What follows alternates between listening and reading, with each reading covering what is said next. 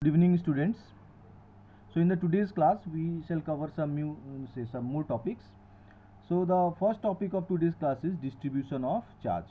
So the first one is line charge density, means whenever we distribute charge over any line element, then such kind of distribution is called line charge density. The symbol is lambda, and we can write lambda as Q by L, means charge per unit length.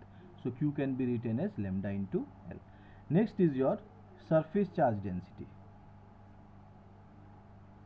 So surface charge density, the symbol of surface charge density is sigma. In some books this sigma is also written as rho. So for the timing we take it as sigma. So sigma can be defined as sigma equal to Q by S. Okay, so suppose this is a surface and this charge Q is distributed over it. Okay, surface is S for surface area, so we can write Q equal to sigma into S. Okay, third topic of today's class, subtopic, this is your volume charge density. Volume charge density, and the symbol is rho. Okay, in some books volume charge density is written as sigma and surface is written as rho, and in some books it is sigma and rho. Okay, so it is not the problem. So volume charge density means the charge is distributed over any volume. So rho can be written as Q by V, or Q can be written as rho into V. So we can take an example like this.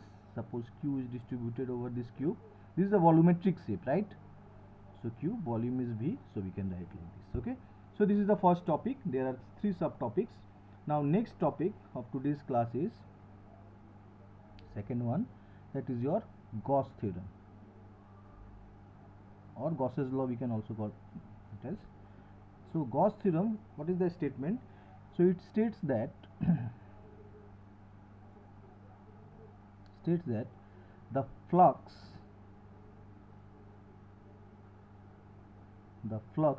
through any closed surface, okay, the flux through any closed surface is 1 by epsilon naught times the charge enclosed.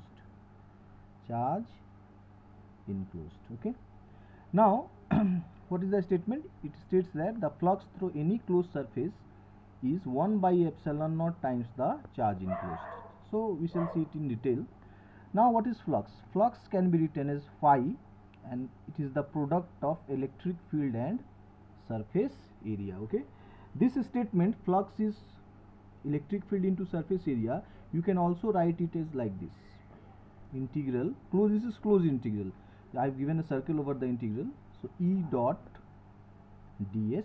Okay, so we can write like E cross S, or E dot ds we can also write, but this one is more appropriate because this can be used in numericals. Okay, so this is the flux.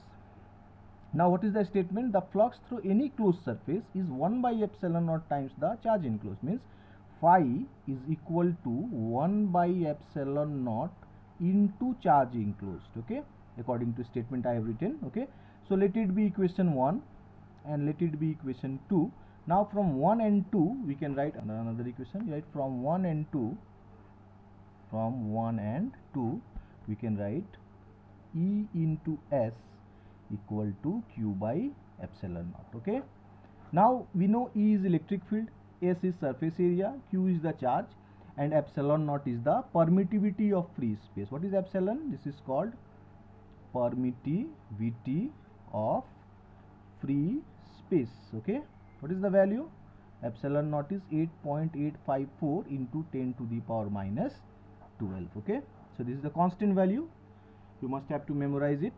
Okay, so this is all about Gauss's theorem. Fine, so in this class we shall stop it here, and in the next class we shall deal with the last topic of this chapter, that is the application of Gauss's theorem.